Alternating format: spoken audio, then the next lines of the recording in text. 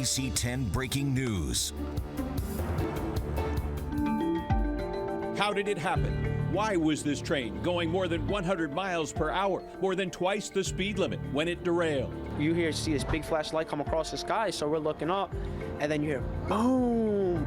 Tonight, new details about the victims, He was his high school valedictorian. the man behind the controls, and the technology that could have saved lives. And you are looking live right now at the crash scene in Port Richmond. And we've learned in the last few minutes, crews have now removed 3 of the damaged rail cars from the tracks. Good evening and welcome to a special edition of NBC 10 News at 11. I'm Jim Rosenfield. And I'm Jacqueline London, live in Port Richmond, the scene of the deadly Amtrak train derailment. Here is the very latest for you tonight. We're learning more about that train engineer identified as Brandon Bostien. He has worked for Amtrak since April 2009. And Philadelphia police confirm he has handed over his cell phone and provided a blood sample. Investigators say he reached speeds of 106 miles per hour. Police interviewed him earlier today and expect to talk to him more in the future. Police say as of right now, no one has been named a suspect in the investigation. And Jacqueline is joined by a team of reporters tonight covering this story from every angle. We begin with the question why the train was speeding in the first place. Back to the deadly derailment. The NBC 10 investigators have learned Amtrak has told Congress a safety system experts say would have stopped Train 188 is in fact installed on Philadelphia tracks, but it's not ready to use. Investigative reporter Mitch Blocker found Amtrak had permits in place for months before the crash. And Mitch, you spoke to Amtrak about this just in the past few hours. What'd you learn? We just got done speaking with Amtrak. We wanted to understand why the technology is in place, but it is not in operation. There was no system in place to slow a speeding train as it approached the Frankfort Junction curve. But the NBC 10 investigators found Amtrak says the technology, called Positive Train Control, is here. Amtrak has not started using it. Positive Train Control is GPS-based, relaying a train's position and speed. It is capable of stopping a speeding train. We know the system was not turned on. The question is, why was it not turned on? And today, I don't know that answer. We do. The NBC 10 investigators asked Amtrak. We're doing the testing and making sure that everything that we have installed is ready for operation. Congressman Charlie Dent of Allentown sits on the House Appropriations Committee. He says Amtrak told his committee Thursday that the FCC was responsible for the delays. The FCC has to approve the frequencies used before the safety system can work. We had to, as part of the activation process, secure Spectrum. Spectrum is the series of frequencies that enables track-to-train communication. It took Amtrak years to acquire it from private companies. We are in the process of really finalizing the implementation. Documents obtained by the NBC 10 investigators from the FCC showed Amtrak got approval in early March to use the frequencies needed. Amtrak's permits cover rail lines from New York City to Washington, D.C., and from Philadelphia to Harrisburg. When asked about causing a delay, an FCC official said once Amtrak finalized their application, the commission approved it within 2 days. Once you have the Spectrum, that wasn't, there are still final touches that need to be put in place to actually activate the system. Amtrak says it's not as easy as flipping a switch. I wish that PTC system had been turned on.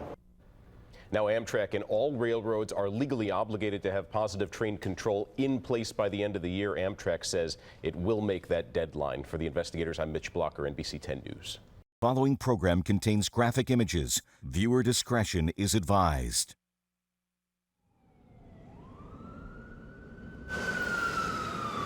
I'm waving an ambulance over to a girl who's dying on the sidewalk.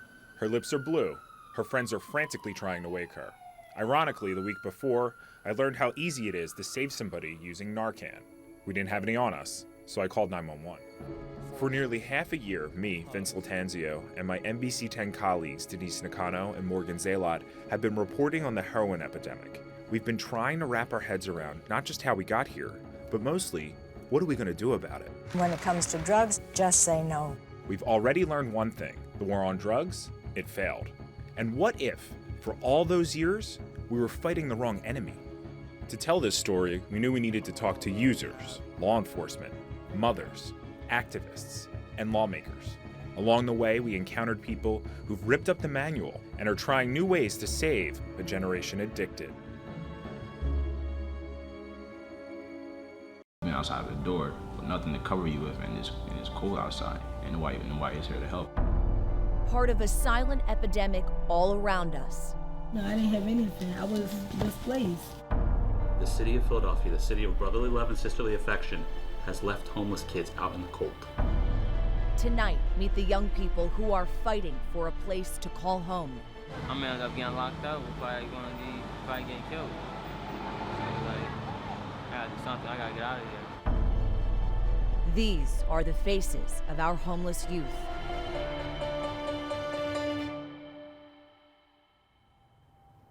Good evening, I'm Rosemary Connors. Right now, hundreds, maybe more, of Philadelphia's youth, most in their teens and early 20s, don't know where they'll sleep tonight. Some may stay in a place like this, others in abandoned homes. Some may end up walking the streets all night, just trying to stay awake, to stay safe. The problem of youth homelessness is one that most people don't know exists, but it is all around us. Walking by you on the street, sitting next to you on the subway, playing with your own children in your living room. NBC 10 spent 2 months investigating the epidemic in our area, interviewing more than 24 people, experts, social workers, and 17 currently and formerly homeless youth. What we found was an incredibly underserved and unknown group of vulnerable kids who need your help. It's an issue that the experts tell us can be fixed so long as there's a will. As it turns out, our reporting is catching the attention of both lawmakers and people just like you who see that a solution is possible. NBC 10 digital reporters Morgan Zalot and Vince Latanzio embedded themselves on the streets of Philadelphia in some of the city's most dangerous neighborhoods. They also spent time in the only emergency shelter that specializes in serving these threatened kids. I'm sure it was an eye-opening experience. Tell us what you learned. Homeless kids are just like any other kids. They're all around the city, but they're hard to pick out. They go to school, they have cell phones, they goof off with their friends and take public transportation. That's why they call them the invisible homeless, because so few people realize how big of a problem it really is. For instance, on the night of a nationwide homeless count last year, nearly 200,000 youth up to age 24 did not have a place to call home. In Philadelphia, on the night of a count in January, more than 600 youth ages 18 to 24 were homeless. But once we got on the street and started meeting these kids, seeing how they survived and how they hid their plight from people every single day, we realized that that number was likely much higher. Take Zinquis Giddings, for example. The 19-year-old is super smart, well-spoken, resourceful. He took it upon himself to look up places to stay while he was homeless, and every day he still went to school.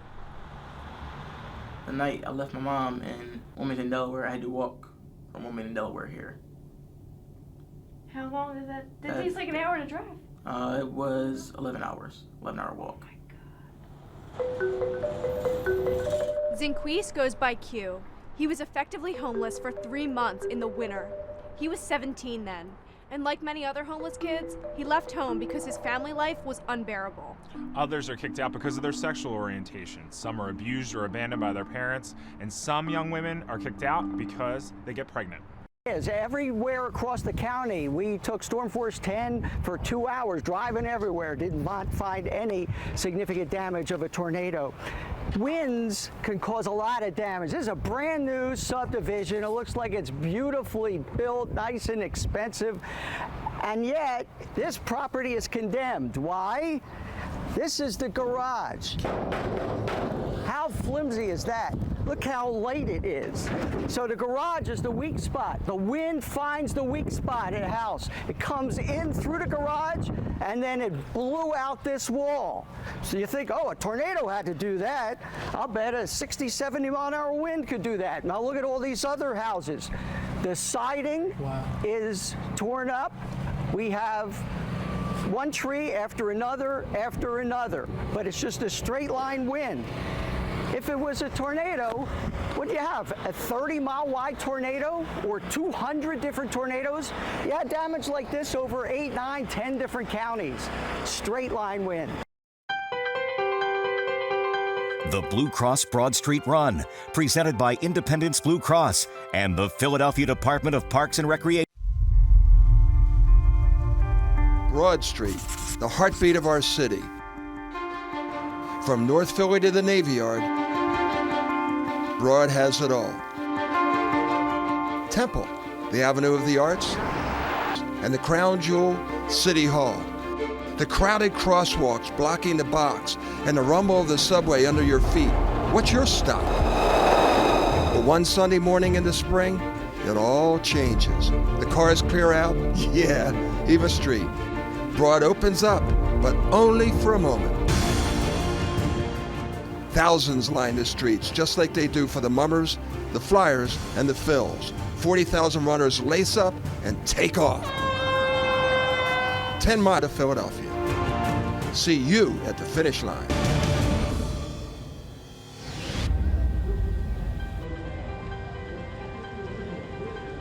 Good Sunday morning. You're looking live from Skyforce 10. This is the Blue Cross Run. And we are making history this morning. This is the first time in its 36-year history that the race is broadcast live from start to finish.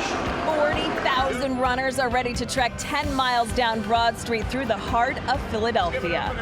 He's going to stop. I knew it was coming. He's going to go over to them. He just can't stop. He can't resist. What a He wonderful can't moment. resist. What a wonderful moment. This is. This was going to happen. Monique told us they were hoping for this. Yeah, that's Sister Patricia, the president of Bishop Shanahan. He could. It's just in his DNA, as you said, Terry. It's hard not to cry at a time like this. Look at the mother. Barely contain their emotion. Sister Patricia, the president of Bishop Shanahan High School, and Sister Maureen, now the superintendent of Catholic education. Two beautiful sisters who totally unscripted, he demanded that car stop. Oh, the people's I appreciate that his interpreter leans in with him, even when nothing is said, just in case he says something, he wants to be able to interpret it for them or interpret it back for Pope Francis. Aikens Oval right now, and we just saw the tail end of the Pope-mobile and the motorcade moving down toward Logan Square. You could see just as he was entering the parkway, the masses of people right before the altar, just anticipating him and then just giving a loud cheer once they saw and felt his presence. So you felt for a little bit, maybe a couple of minutes, the motorcade being there, and all of a sudden the Pope-mobile appeared. And now it's making its way down the parkway, and I think it's going to circle around Logan Square and then come back toward us here at the altar for the Mass. Yeah, we can't see him right here where we are, but you can follow his progress just by listening to the waves of applause that progress along with where his motorcade is going. Terry Ruckles was right. He just made the loop around Logan Circle. He's going to come back up the parkway, and then he will exit his motorcade here where this altar is set up for Mass. This is his final public stop during his first apostolic mission to the U.S., and this is where at 4 o'clock that Mass will begin with an estimated 1 million more gathered here. People are still trying to get through security, as we've reported, to take part in this Mass. And the Mass will begin strictly at 4 p.m., the Mass concluding the 8th World Meeting of Families. That's right. Investigative reporter Mitch Blocker caught up with some of those trying to make some quick money. He joins us now in studio. Mitch? Guys, we went undercover to see if scalpers were worried about going against what the World Meeting of Families wants to be a free event. We found it may be illegal depending on where someone sells passes to see the Pope. You can find them for as low as $100 or as high as $5,000 for two. I think that's pretty ignorant. The mayor condemned those selling tickets to see the pontiff. And how much are you looking for? You wanted $250 each. $250 each. $1,000 for the 4. We went undercover, finding sellers eager to make a sale. What do I do, because your name's on them? They don't check the name, they just need to scan it. The NBC 10 investigators met this seller in Cherry Hill. She told us it's okay for her to sell the tickets, even though the passes say transferred or sold tickets won't be honored. They cannot be resold once they're sold the first time, so this is the first time they're being sold. They're not checking IDs at the door, I can assure you. We met another seller down the street. He already sold Papal Mass tickets on eBay and offered us a deal on Independence Hall tickets for $75. The World Meeting of Families, they were talking about on the news that they don't want them sold. I just want to make sure they don't want them sold, but they also said in the same quote, there's nothing they can do about it. To be clear, what both these sellers are doing is legal because they are in New Jersey. Here it is perfectly legal to resell tickets, even those you got for free. But in Pennsylvania, the law is different. It's illegal for a person without a license to sell tickets. Philadelphia's district attorney said the law is designed to protect consumers. Is this something that your office would actually prosecute or investigate? Well, it depends on the scope. The scope has been huge on eBay and Craigslist. eBay says selling free tickets is against its policy and is removing listings. We reached out to Craigslist but haven't heard back. We did find some listings being flagged. The World Meeting of Families sent a statement saying in part, scalping of tickets for papal events is shameful. Not looking to make $500 or $1,000. I think it's absolutely ridiculous that people would do that, but I don't see anything wrong with doing this and making a few dollars. Ticket scalpers weren't worried about the warning. They were worried about our cameras. I'm Mitch Blocker with the NBC 10 investigators. No. Hey, I just want to talk to you about the tickets that you were selling. No comment. On the ticket, it says it's non-transferable and it's not for sale or resale. It actually says that on the ticket. Let me show you. I believe you. I read the ticket. I'm aware. Okay, well, you're selling them, so we're wondering why you're selling them then. Have a good one, guys. You don't want to talk to me anymore? No. NBC 10 breaking news. 20 minutes of nonstop news begins with this chilling new video showing a gunman ambushing a Philadelphia police officer opening fire at point-blank range. Shots fired! Get that scream! I'm shot! I'm bleeding heavily! That is the voice of Officer Jesse Hartnett calling for help moments after he was shot. Philadelphia police say this was an attempted execution done in the name of Islam and that it is a miracle the officer survived. The bravery he demonstrated was absolutely remarkable. His will to live undoubtedly saved his life. Scary, barbaric, and miraculous. That's how Philadelphia's police commissioner describes this attack. And we learned today the gun the suspect allegedly used was stolen from a police officer. Police say the suspect ambushed Officer Hartnett's patrol car in West Philadelphia around 11:40 at the intersection of 60th and Spruce. Here's what we know right now. Officer Hartnett was shot 3 times. He's in the hospital right now and is expected to survive.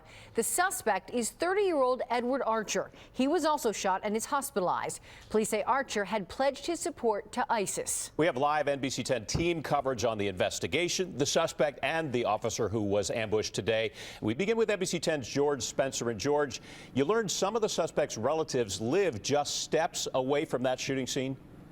That's right, Jim, and he was known to stay in this neighborhood on a regular basis. Just about 2.5 hours ago, we watched as investigators carried bags of evidence out of this home behind me as they try to put the pieces together in this case. This house only about a block and a half from the shooting scene. It was, police say, an attempted assassination in the middle of the street. And we found out today it was carried out using a gun stolen from another Philly cop about 2 years ago. High overhead surveillance cameras captured it all. The man wearing that long white robe rushing up with gun pointed. The flashes of gunfire until the suspect actually has his arm in the car window.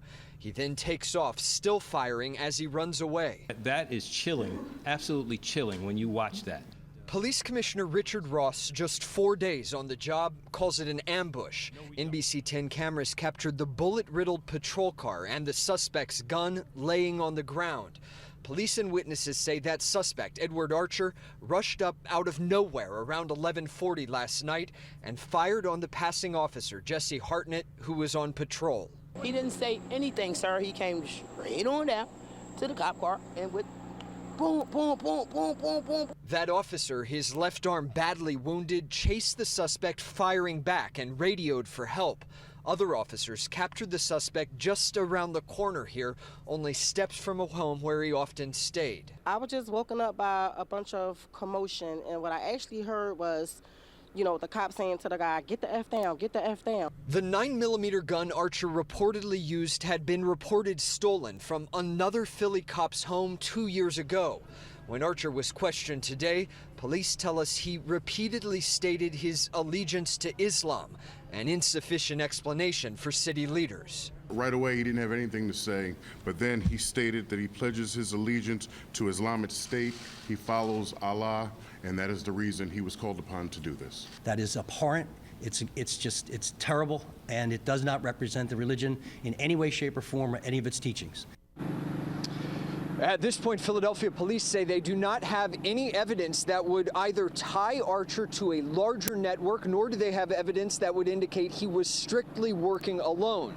The FBI is working with local police on this. As for that gun, Commissioner Ross tells us the officer who had it stolen from his home back in 2013 did properly report the theft, but there is no way to know how many hands that gun passed through before it was used last night. Live in West Philadelphia, I'm George Spencer, NBC 10 News. As firefighters rush to save property and lives, the chase begins for those trying to make a profit. They're called fire chasers. Yo, guys, yo, come on. This YouTube video shows two of them fighting at a fire scene in Philadelphia. Good evening, I'm Jim Rosenfield. And I'm Jacqueline London. When the fire is still smoldering and you're in a vulnerable state, you might meet these fire chasers. The NBC 10 investigators have been looking into these companies. Investigative reporter Harry Hairston heads to fire scenes to see firsthand why some of their business tactics are raising concerns. It was poof, it was everywhere. Marilyn Crowder called 911 when her kitchen caught fire. The Philadelphia Fire Department showed up, and so did a group of people looking for work. My son said there was at least like 5 or 6 cars out there, people just sitting and waiting. Crowder tells us once the fire department left, 2 men walked into her house and gave her a sales pitch. I didn't invite them in, but they came in. And they said I could help, and I needed help. She said she was still dazed by the fire when she signed a contract. Now she is concerned they took advantage of her. I was devastated. I was vulnerable. The men who came to her house are called fire chasers, 2 types of companies looking to make a buck when tragedy strikes. The restoration companies board up the damaged homes and help rebuild. The insurance adjusters work with the insurance companies so you don't have to, with the promise of a bigger payout for you and a percentage for them. It's not illegal to run either business. In fact, they can help people, but not everyone appreciates some of their tactics. Well, they get in the way. Philadelphia Fire Union President Andrew Thomas says the fire chasers listen to scanners and often get to scenes before the fire department does. They can prevent medic units from getting in, or they can prevent medic units from getting out. Thomas thinks some fire chasers use aggressive tactics to get customers. We've gotten to the point where we're loading them into the medic unit and people are stuffing, I'm going to say just pieces of paper or anything to sign. Just sign a letter to say, here, I have responsibility for your car, your vehicle, your house, while you go get taken care of at the hospital. They can also be aggressive against each other. This YouTube video shows 2 restoration companies fighting at a fire scene. It doesn't happen a whole lot. Michael Leary is the owner of Protect Restorations and one of the men in the video. He says a personal issue spilled over to the job. Doesn't look good.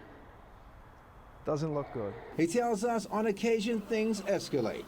There might be a pushing argument, things like that. Physical?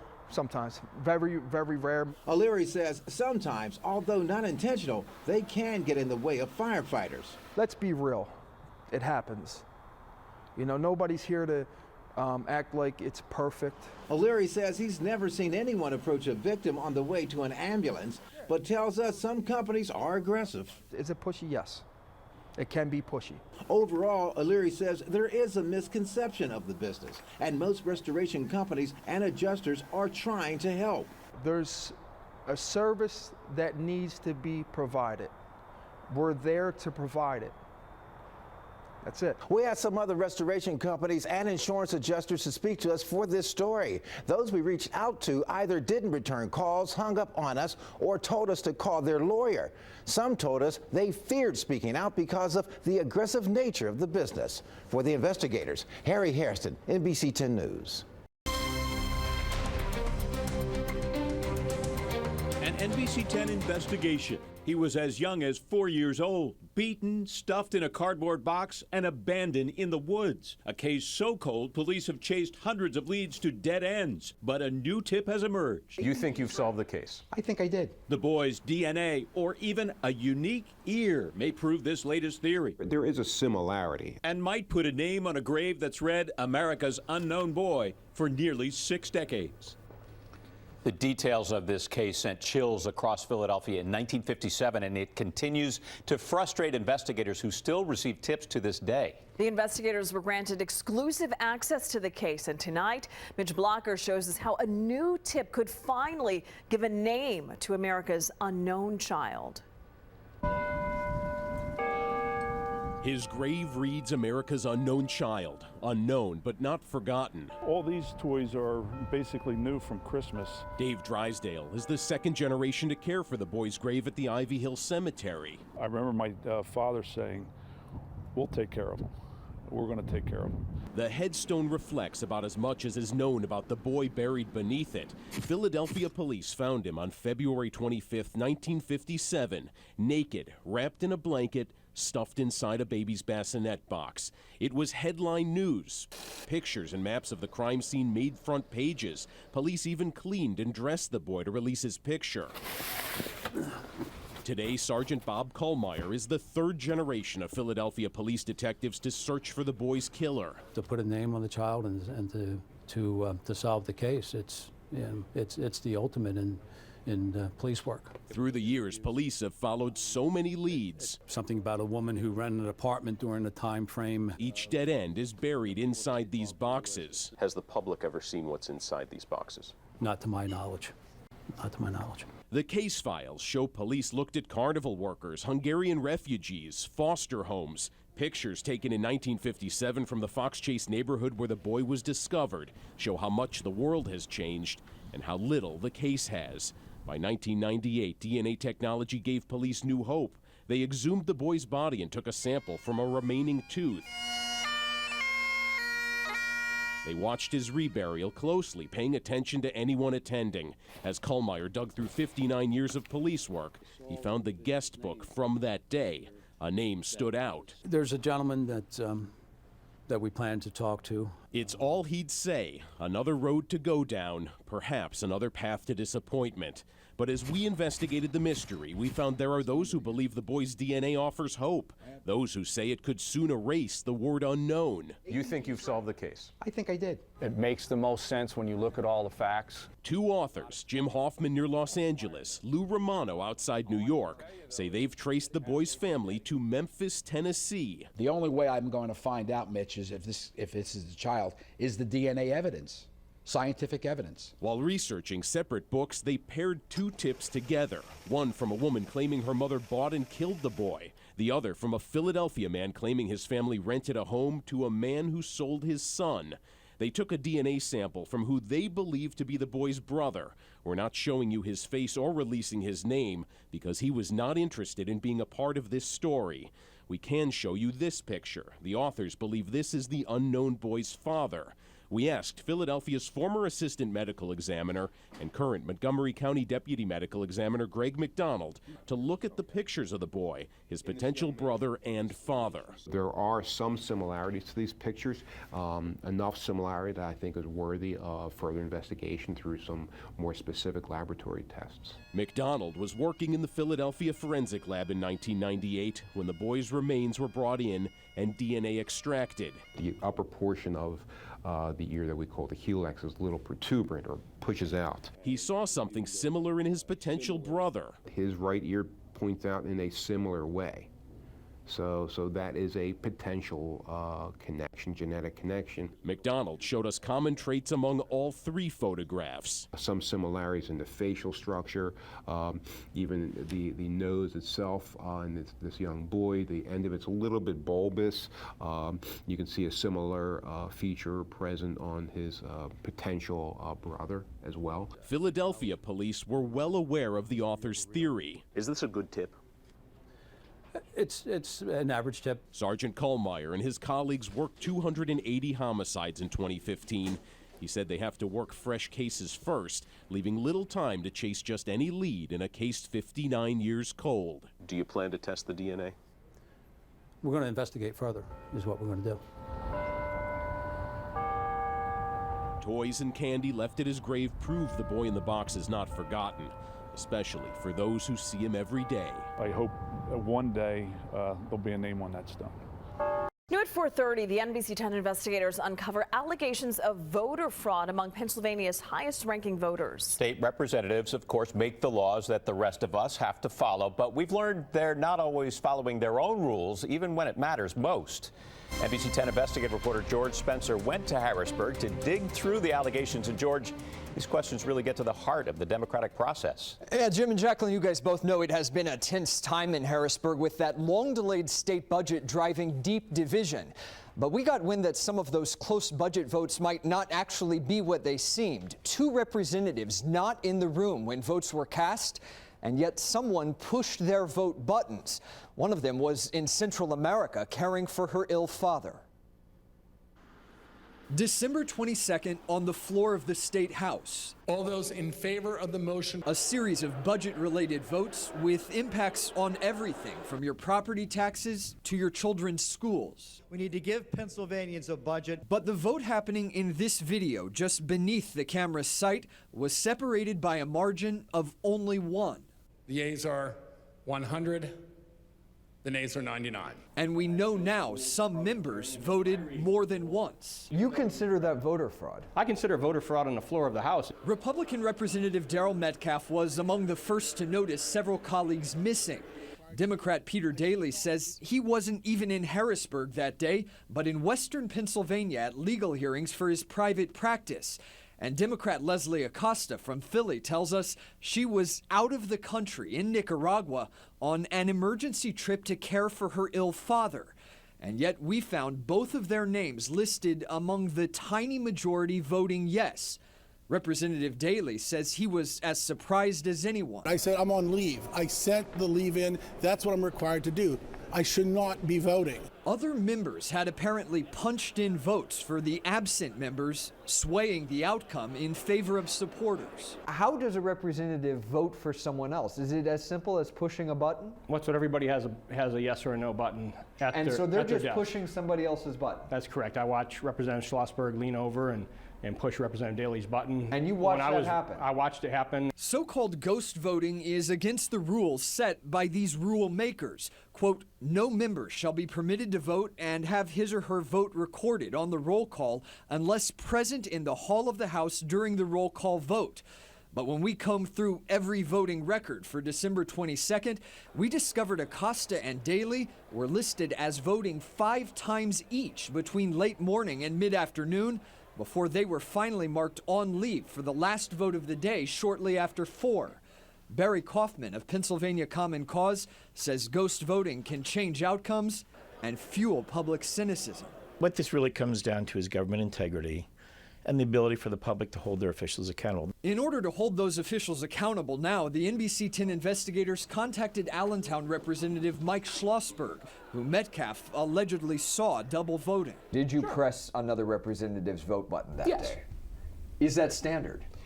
I would say it's something that happens in the House from time to time. Schlossberg says House votes happen so quickly, members sometimes vote for an absent neighbor who's in the restroom or away from their floor desk.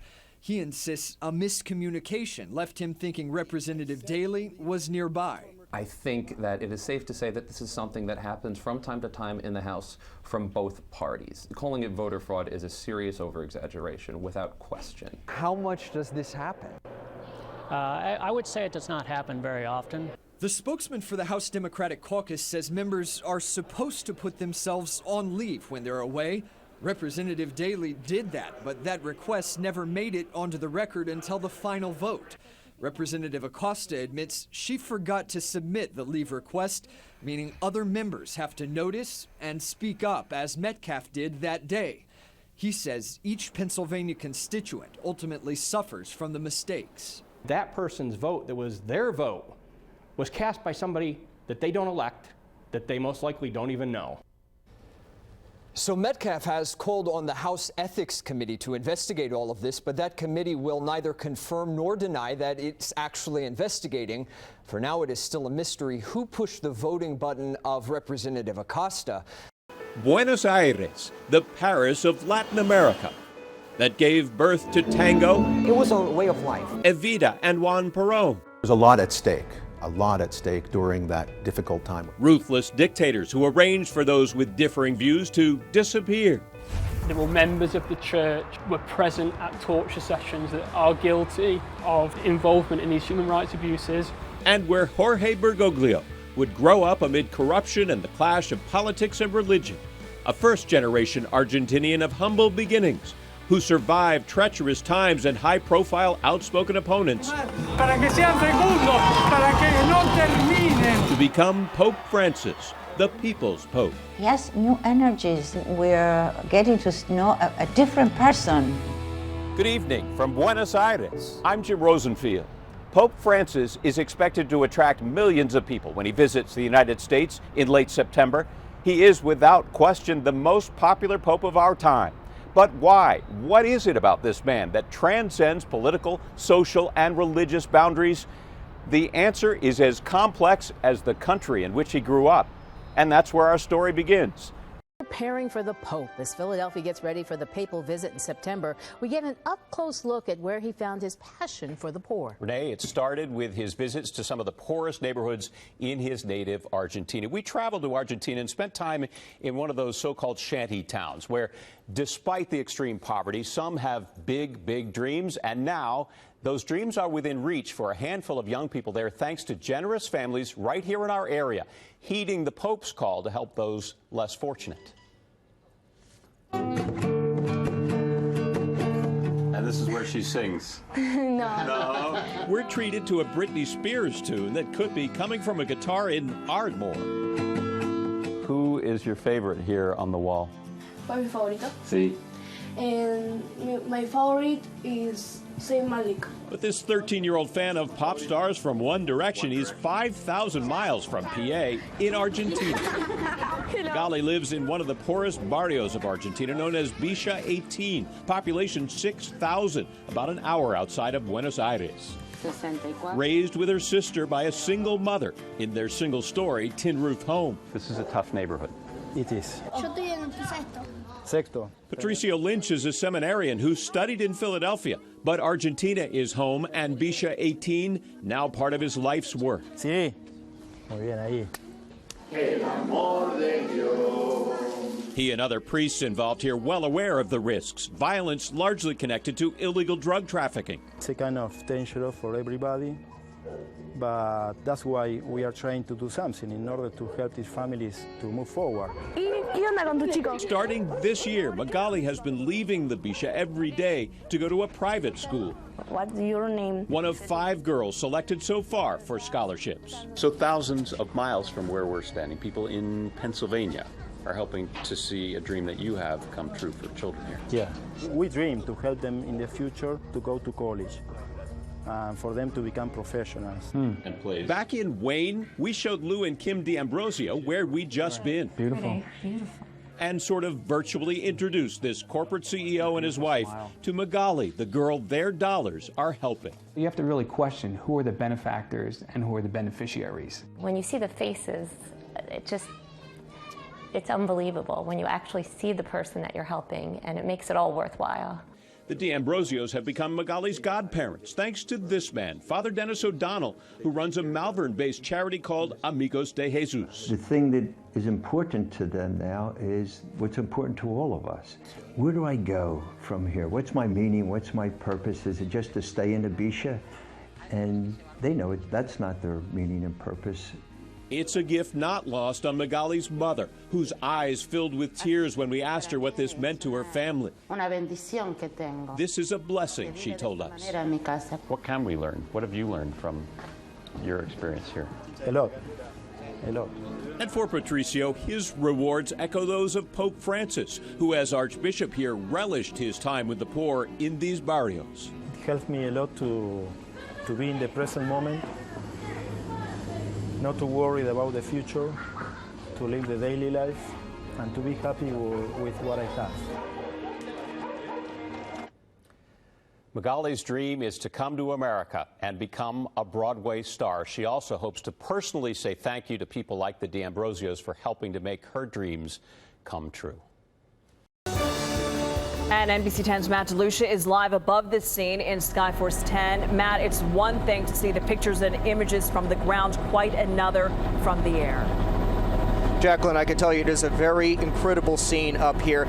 We've been watching those live pictures down there on the ground, but from up here you can get a better perspective of exactly what happened out here earlier tonight. And you can see just the mangled wreckage of those train cars that derailed and crashed. And you can see just down here in this area, you see some of the firefighters working to just try to stabilize everything in this situation out here.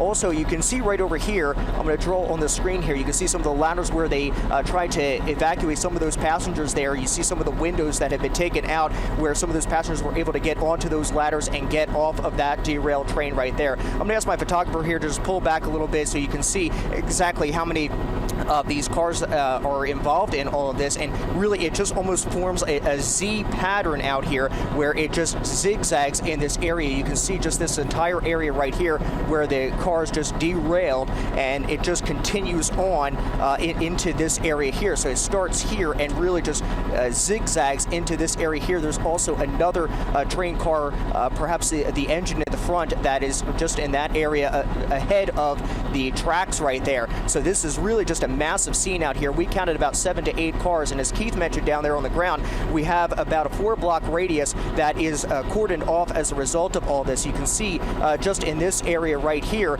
we have fire department activity here, we have activity here, up here, and even all the way over to the top left corner of your screen. So this is a massive response out here right now. And also just over here, I'm going to draw one more thing right here. You can see this little spotlight out there. We have seen some police helicopters out here, some TAC Air, trying to put some light out here on the scene. If you take a look at this entire area, you don't see a whole lot of light from street lamps or what have you. I mean, these trains come through this area late at night, and they don't have a whole lot of light that's out there on the area of the tracks. And so they brought in the helicopters out here, presumably, as you're seeing right there, to try to shed some light on the scene so that these investigators and some of these firefighters and police officers who are out there on the scene right now can get a better look at these train cars and try to make sure that everything is stabilized and everything is okay. But as we push back in one more time, we'll give you another look, and you can just see how many of these crews are still out there on the scene. And we're going to keep an eye out here live in Skyforce 10. But for now, that is the very latest here. Jacqueline and Jim, we're going to send it back over to you guys in the studio. And Sheena Parveen is here with us now, and she's been taking a look at that area on the maps for us, and she can explain what we're talking about. Sheena? Yeah, Jim and Jacqueline. So it might be hard to tell from video from Skyforce 10 where that curve is. So here is a better image of the Port Richmond section. So the yellow line I've drawn, that's actually Frankford Avenue. So again, Amtrak train 188 traveling from D.C. to New York. It stopped at 30th Street Station where a train would drop off and pick up passengers. Then from about 30th Street Station to this area of town where we have that curve, it's only about a few minutes on a train. So now it's leaving 30th Street Station and it's traveling in the direction of New York. It hits this curve right here. This is where the train tracks are, just past Frankford Avenue, right before Frankford Creek. Once it hits this curve, it's going to veer off to the right, and that is where we really see the rail lines torn up. You saw the video from Skyforce 10. Playoff teams do not make the mistakes that the Eagles have made this afternoon. A dead end to 2014. Get out of here! Eagles fans at a loss, looking for direction. You don't have to make any decisions until really you get close to free agency in terms of how we want to start to shape the roster for 2015. Now chips in the driver's seat with a game plan mapped out. Philosophically, I want to keep all our draft picks. I think you build your team through the draft. And this offseason has been full of stops. Some players got off, and others were picked up along the way. First in Buffalo. It was a real difficult decision, but it was a decision we felt we had to make. Then Kansas City. And then across the Show Me State to St. Louis. We wouldn't have traded for him if we didn't think he's got a tremendous upside.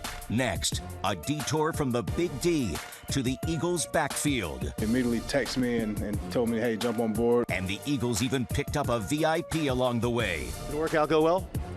It's fun. Tonight, the journey continues in Chi-Town as future Eagles prepare to take their course. We view every draft pick as an opportunity to improve our football teams. The question is, will all roads lead to the Super Bowl?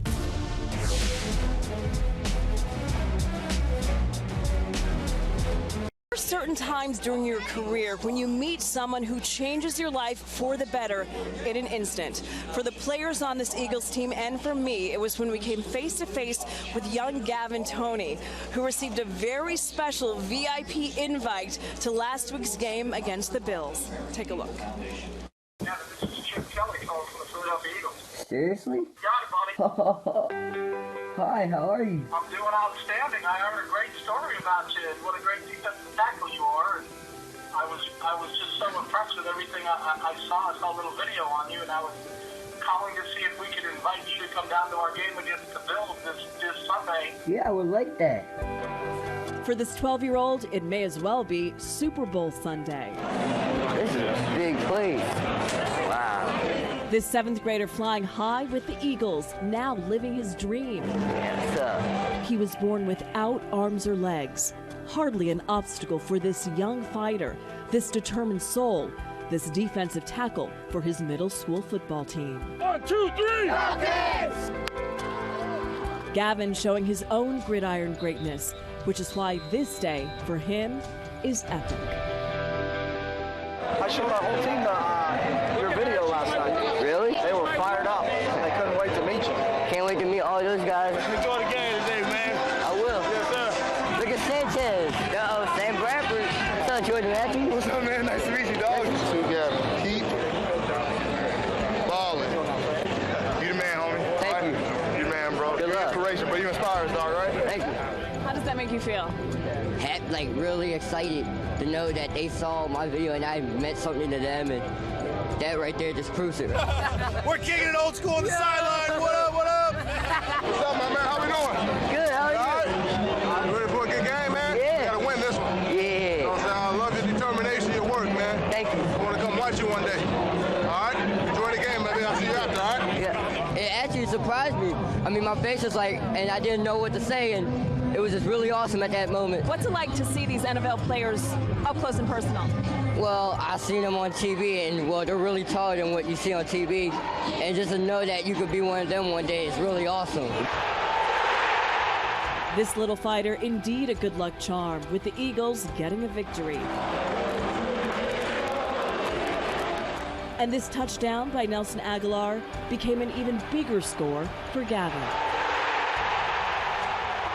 This young man right here would probably appreciate this football more than I would. Yeah, so I took it out of my luggage and I gave it to him the night before we watched the video. And I just watched him talk and I watched the confidence he spoke with. That's real. That's just as real as it gets. If you're wondering how Gavin can prepare himself, not just physically, but mentally to get on the field and play, the 7th grader says if other guys can do it, why can't I? And one player he met on the sidelines left him virtually speechless. And that player decided to give him a very special gift. We're gonna have a little shopping spree, a little fun. Oh, yeah. A surprise shopping spree with Eagles running back DeMarco Murray. We'll get the large. How about that? Large? There you go. That look good. You can match the jersey. If we're wearing white, you wear white. If we're wearing green, you wear green. You want to get a cell phone case? Yes, please. Gaining a new friend in his idol may be the best gift of all. The confidence and toughness comes from him. I mean, when he goes down, a part of me goes down, because then I'm like, well, I can't do it now. He has to help me get through this. This really puts life into perspective. It puts things into perspective huge, you know. You're not worried about everything else. Obviously, there's a lot of chaos around you sometimes and being what we do. And then when you meet guys like him and all of that just kind of, you know, splurs away in the moment and you're not thinking about anything but, you know, meeting him, having fun with him, and just, you know, at the end of the day, getting to know him. For Gavin, new friendships, a lifetime of memories. So football's done now, right? Yeah. And hopefully the realization that just as much as they changed his life, he changed theirs. Up until now, the closest Gavin ever got to this stadium was playing it on Madden. He used to play as DeMarco Murray. Now he's friends with DeMarco Murray, and DeMarco and Gavin both look forward to a lasting relationship. I think they already have some play dates set up in the future. So just as much of an impact that Gavin had on us, we had on him. It is indeed mutual. Just an incredible story. Tens of thousands of kids are living with lead poisoning in Pennsylvania and New Jersey. In Philadelphia, health officials found nearly 4,000. Even with one of the strictest lead laws in the state, the NBC 10 investigators found no one is enforcing it. Mitch Blocker continues our investigation, Living with Lead. 4-year-old Mariah doesn't know she has lead poisoning. I was scared. It's her mother, Penny, who carries the burden. They took her lead levels and it was high. After Mariah tested positive, the Philadelphia Health Department found chipping, peeling lead paint inside her home. No matter how many times I clean, mop, sweep, it don't matter. It just keeps coming back. It's lead problems like Penny's that inspired Councilwoman Blondell Reynolds Brown in 2011. We just want to get rid of the lead. Get rid of the lead. Period. She sponsored Philadelphia's lead law. Landlords are supposed to get rid of the lead before renting to families with children under 7. The health department will ultimately be responsible for the enforcement. Is the health department effective at enforcing this ordinance?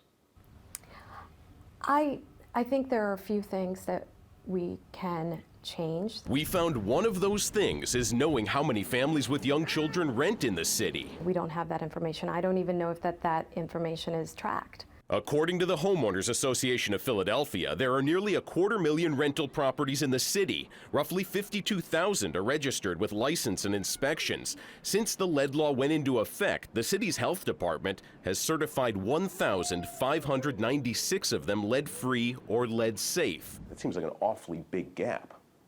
I agree with you, and I think that there needs to be a significant improvement in the enforcement. When it's landlord, it's not addressing the problem.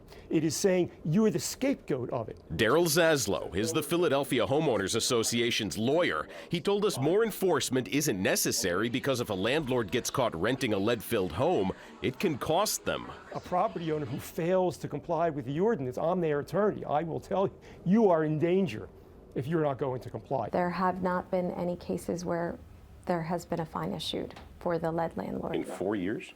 In 4 years. Why is that? That is a question, is a very good question. It's one the councilwoman plans to answer. It's not fixed. We still have work to do. The families and children at risk are counting on that work getting done. I don't have nowhere else to go. That's all we got. Now, since we started asking questions about the lack of enforcement, the Kenney administration and the Department of Health say there have been several high-level meetings about how to step up enforcement. Right now, the city only has 3 inspectors looking for lead and is only able to remove it from a few hundred homes a year. Councilwoman Reynolds Brown told us that she is going to hold hearings to tweak that lead law, guys. She says that'll happen before the summer. Here at home, new at 11, sinkholes in the street. Neighbors say the problem is so bad they're afraid of getting swallowed up. And they say the sinkholes have been there for months. NBC 10's Keith Jones reports from North Philadelphia. The best way to show you this hole is to use a GoPro just like this one right here. I'm going to drop this bad boy into the ground right here. This is the hole. You can see just how deep it is, and you can see why neighbors are so concerned. Orange cones and orange barriers outline an orange playground at Ella and Tioga Streets. Underneath these kids' small feet, a large, wide sinkhole that stretches several feet deep. It's enough for Anna Catalosi to stick to the sidewalks. I don't let my grandson play in the street because I'm scared. So Anna told me she frequently contacts the streets department. We called a long time ago, but they never showed up. And yet neighbors tell us these 2 sinkholes have been open since June. Moses Latore keeps a keen eye on the cones. The old lady was almost falling there. If I don't grab her, she would have fell. We heard countless stories like this. We called the streets department ourselves, and they showed up. He wouldn't answer questions. We watched the worker check the larger sinkhole, go back to his car, and then leave. Somebody gonna get hurt, you know? they ain't doing the job that they were supposed to be. We pressed even harder, and a spokesperson for the Streets Department told us they're waiting on the Water Department to assess the dirty water at the bottom of the deep hole. Neighbors with children say they can't wait any longer. What's going to happen? Kids are put off over there. They're going to get all the way down, right? They're going to die. In North Philadelphia, Keith Jones, NBC 10 News. All right, now let's get to NBC 10's Matt DeLucia. We know that high tide just hit. Matt, show us what the conditions are there right now. Well, Rosemary, we went from the boardwalk about a half hour ago. We tried to get to the bay. We could not even get to the bay at this point. This is what we found on Mediterranean Avenue here in Atlantic City. The wind is really strong and flooding throughout many of these streets. Bear with me, the wind is very strong. The bay is about 2 to 3 blocks in the direction to your left, but we've seen a couple of drivers try to make their way through this stretch of road here, Mediterranean Avenue. That is not a good idea. You see it is covered in snow, covered in ice. This may not actually be the result of the Back Bay flooding and the high tide, but rather the snow just piling up on the streets and blocking the storm drain, so it doesn't have any access to the drains to get out there. Inside these church walls, beyond the seats and the scriptures, are 4 wheels Allen wrench and curiosity. Keeps me young, keeps me going. Bob Danka is easily the oldest kid in the bunch. Boom chugga-lugga-lugga. A few years ago, he and a partner decided to share their wisdom for an unconventional sport. There's always baseball leagues, there's always football, soccer. There's nothing that we know of here that has anything to do with racing. Fire. Living Hope Racing School doesn't use books or lectures. Grab that castle nut. Just experience and a little elbow grease.